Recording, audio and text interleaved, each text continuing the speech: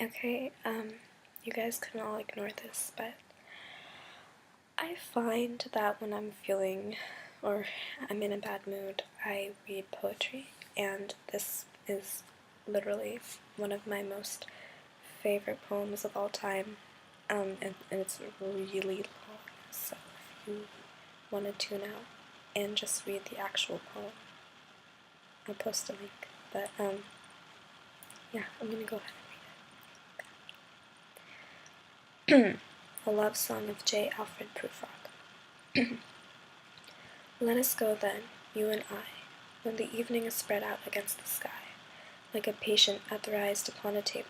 Let us go through certain half-deserted streets, the muttering retreats of restless nights and one-night cheap hotels, and sawdust restaurants with oyster shells, streets that follow like a tedious argument of insidious intent, to lead you to an overwhelming question. Oh, do not ask, what is it? Let us go and make our visit. In the room the women come and go, talking of Michelangelo. The yellow fog that rubs its back upon the window panes, the yellow smoke that rubs its muzzle on the window panes, licked its tongue into the corners of the evening, lingered upon the pools that stand in drains, let fall upon its back the soot that falls from chimneys, slipped by the terrace, made a sudden leap, and seeing that it was a soft October night, curled once about the house, and fell asleep. And indeed there will be time for the yellow smoke that slides along the street, rubbing its back upon the window panes. There will be time, to prepare a face to meet the faces that you meet. There will be a time to murder and create, and time for all the works and days of hands that lift and drop a question on your plate. Time for you, and time for me, and time yet for 100 indecisions, and for 100 visions and revisions before the taking of a toast and tea.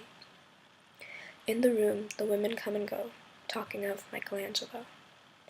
And indeed there will be time to wonder, do I dare, and do I dare? Time to turn back and descend the stair, with the bald spot in the middle of my hair. They will say, how his hair is growing thin! My morning coat, my collar mounting firmly to the chin, my necktie rich and modest, but asserted by a simple pin. They will say, but how his arms and legs are thin! Do I dare disturb the universe? In a minute there is time for decisions and revisions, which a minute will reverse. For I have known them all already, known them all. I have known the evenings, mornings, afternoons. I have measured out my life with coffee spoons. I know the voices dying with the dying fall, beneath the music from a farther room, so how should I presume?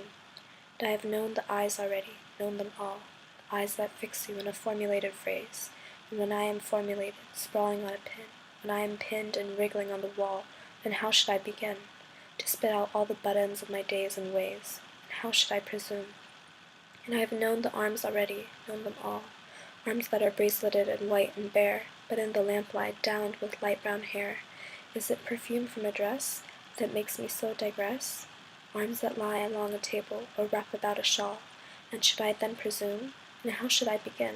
Shall I say, I have gone at dusk through narrow streets and watched the smoke that rises from the pipes of lonely men in shirt-sleeves leaving out of windows?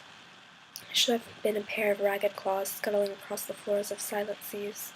And the afternoon, the evening, sleeps so peacefully, smoothed by long fingers, asleep, tired, where it malingers. Stretched on the floor, here beside you and me, should I, after tea and cakes and ices, have the strength to force the moment to its crisis.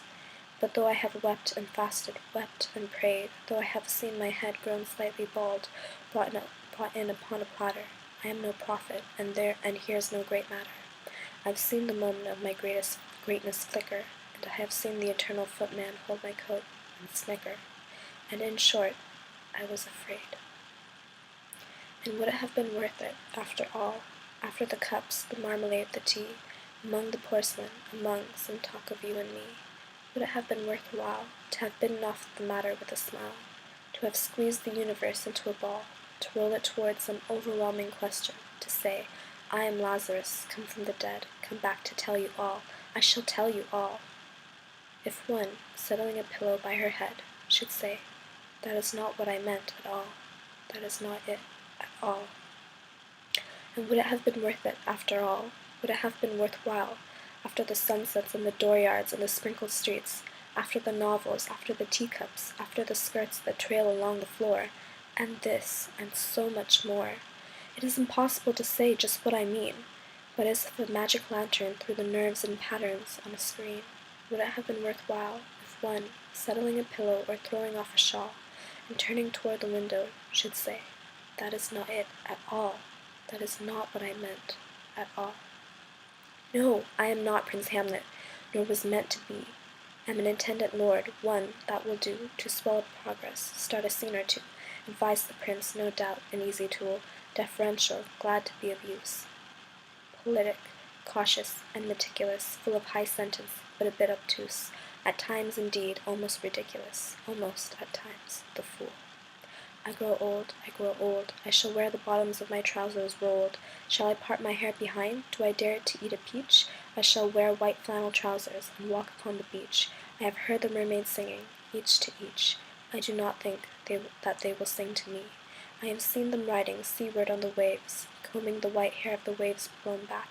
When the wind blows the water white and black, we have lingered in the chambers of the sea, by sea-girls wreathed with seaweed red and brown, till human voices wake us, and we drown.